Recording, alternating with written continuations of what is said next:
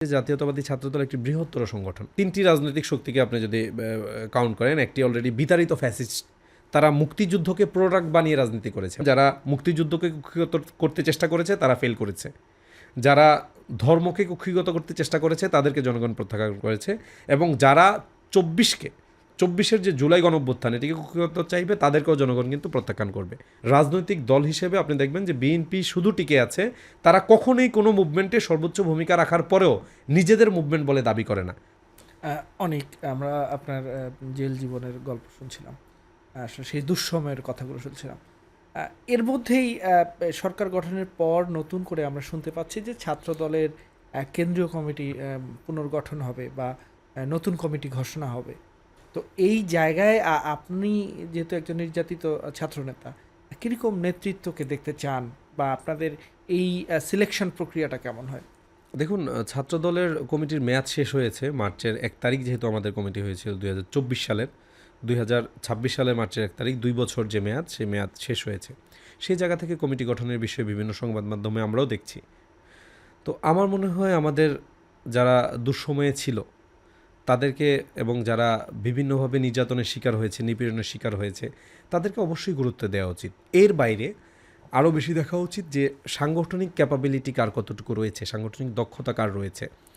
আপনি নিশ্চয়ই জানেন যে জাতীয়তাবাদী ছাত্রদল একটি বৃহত্তর সংগঠন।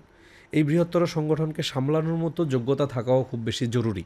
এবং বর্তমান সময়ে আমরা যে প্রোপাগান্ডার রাজনীতি দেখছি, মিথ্যাচারের রাজনীতি দেখছি, আপনি দেখবেন যে বাংলাদেশে বর্তমানে যে 3টি রাজনৈতিক শক্তিকে আপনি যদি কাউন্ট করেন, একটি অলরেডি বিতাড়িত ফ্যাসিস্ট, তারা মুক্তিযুদ্ধকে প্রোডাক্ট বানিয়ে রাজনীতি করেছে এবং মুক্তিযুদ্ধকে শুধুমাত্র নিজেদের সম্পত্তি এটি স্টাবলিশ করতে চেয়েছে। আরেকটি রাজনৈতিক দল আপনি দেখবেন বর্তমান বিরোধী দল যারা, জামায়াত ইসলাম, তারা ইসলামকে কিন্তু প্রোডাক্ট করতে চেয়েছে। আওয়ামী লীগ বিতাড়িত হয়েছে, তারা ব্যর্থ হয়েছে। তারা ইসলামকে প্রোডাক্ট করতে যারা চেয়েছে তারাও কিন্তু এই নির্বাচনের মাধ্যমে জনগণ তাদেরকে প্রত্যাখ্যান করেছে। এবং আরও একটি শক্তি এনসিপি, যাদের কাছে আসলে বাংলাদেশের মানুষের অনেক বেশি প্রত্যাশা ছিল। আমরা সকল ছাত্র সংগঠন কিন্তু তাদেরকে সর্বোচ্চ সহযোগিতা করেছি এই আন্দোলনের সময়। তারা ফ্রন্ট লাইনার ছিল, তাদের কাছে মানুষের প্রত্যাশাও বেশি ছিল যে তারা নতুন প্রজন্মের নতুন দিনের রাজনীতি হয়তো প্রতিষ্ঠিত করবে।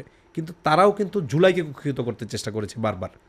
এবং আপনি দেখবেন যারা মুক্তিযুদ্ধকে কুক্ষিগত করতে চেষ্টা করেছে তারা ফেল করেছে। যারা ধর্মকে কুক্ষিগত করতে চেষ্টা করেছে তাদেরকে জনগণ প্রত্যাখ্যান করেছে।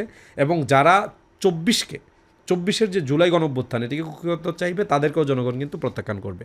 অথচ রাজনৈতিক দল হিসেবে আপনি দেখবেন যে বিএনপি শুধু টিকে আছে, তারা কখনোই কোনো মুভমেন্টে সর্বোচ্চ ভূমিকা রাখার পরেও নিজেদের মুভমেন্ট বলে দাবি করে না। প্রত্যেকটি আন্দোলনকেই তারা জনগণের আন্দোলন হিসেবে, জনগণের সকলের সম্পৃক্ত আন্দোলন হিসেবে ইস্টাবলিশ করে গেছে। এবং 90কে নিয়ে আপনি দেখবেন বিএনপি কিন্তু অত বেশি করে না যে 90 আমাদের আন্দোলন, ওখানে ফ্রন্টলাইনার সবাই ছাত্রদলের ছিল। 90কেও কিন্তু বিএনপি বলছে সকল মানুষের আন্দোলন। যে কারণে আমার মনে হয় যে যারা জনসম্পৃক্ত রাজনীতি করছে, শিক্ষার্থী সম্পৃক্ত রাজনীতি করছে, যাদের সাংগঠনিক ক্যাপাবিলিটি বেশি আছে, সেই ধরনের নেতাকর্মীদেরকেই প্রায়োরিটি দেওয়া উচিত। আপনাকে যদি দায়িত্ব দেওয়া হয় ছাত্র দলের, তাহলে এই নতুন ছাত্র দল আসলে কেমন হবে? আপনার পরিকল্পনা কি? দেখুন, ছাত্রদল একটি বিশেষ ঐতিহ্যবাহী একটি সংগঠন। ছাত্রদলের কাছে কিন্তু মানুষের প্রত্যাশা অনেক। আমাকে যদি ছাত্রদলের দায়িত্ব দেওয়া হয়, সেক্ষেত্রে আমি সর্বপ্রথম যে কাজটি করব, ছাত্রদলের যে গঠনতন্ত্র, আপনি নিশ্চয়ই জেনে থাকবেন যে 1996 সালে সর্বশেষ ছাত্রদলের খসড়া গঠনতন্ত্র করা হয়েছিল। সেই গঠনতন্ত্রটিকে আসলে যুগোপযোগী করা এখন আমাদের জন্য খুবই দরকারি। সর্বপ্রথম আমরা গঠনতন্ত্র নিয়ে কাজ করব। এবং সংগঠন সম্পর্কে জিয়াউর রহমান কিন্তু বলে গিয়েছেন যে প্রশিক্ষিত কর্মীরাই রাজনৈতিক দলের প্রাণ। দেশনেত্রী বেগম খালেদা জিয়া বলেছেন যে আমাদের সর্বোচ্চ প্রয়োজন কোয়ালিটি, কোয়ান্টিটি নয়। তোমরা যারা যোগ্য তাদেরকে প্রায়োরিটি দাও। তা আমরা সর্বপ্রথম যেটা চেষ্টা করব যে আমাদের যে গঠনতন্ত্র সেটিকে যুগোপযোগী করে শিক্ষার্থীদের সামনে উপস্থিত করার জন্য, এবং পরবর্তীতে আমাদের প্রত্যেকটি ইউনিটের জন্য তারা যাতে সংগঠনটা ভালোভাবে বুঝে সংগঠন পরিচালনা করে, সেই জায়গা থেকে আমরা হয়তো কিছু সেমিনার আয়োজন করব। আমাদের নতুন যে গঠনতন্ত্র আসবে সেই গঠনতন্ত্র আসলে কীরকম, গঠনতন্ত্র অনুযায়ী সংগঠন কীভাবে চলবে, এই বিষয়গুলো নিয়ে আমরা সকল ইউনিটগুলোর মাঝে তাদেরকে অবগত করব। এর বাইরে সেটি হচ্ছে যে সর্বোচ্চ আমরা চেষ্টা করব শিক্ষার্থীদের কাছে পৌঁছানোর। শিক্ষার্থীরা ছাত্রদলকে কিভাবে দেখতে চায় এটি নিয়ে আমরা শিক্ষার্থীদের কাছে যাব। শিক্ষার্থীদের মতামতের ভিত্তিতে এবং আমাদের জাতীয়তাবাদী ছাত্রদলের দীর্ঘদিনের নিপীড়িত নির্যাতিত নেতাকর্মীদের মতামতের ভিত্তিতে এবং যারা দীর্ঘদিন যাবৎ ছাত্রদলের পথকে অলঙ্কৃত করে গিয়েছেন, আমাদের জাতীয়তাবাদী ছাত্রদলের সাবেক নেতৃবৃন্দ, তাদের সমন্বয়ে তাদের মতামতের ভিত্তিতে আমরা একটি পলিসি মেক করতে চাই যে জাতীয়তাবাদী ছাত্রদল কোন পলিসিতে চলবে। যে পলিসি আমরা সেন্ট্রালি ইনশিওর করলে এটা একদম আমাদের ওয়ার্ড পর্যন্ত চলে যাবে, জেলা থানা ওয়ার্ড পর্যন্ত চলে যাবে।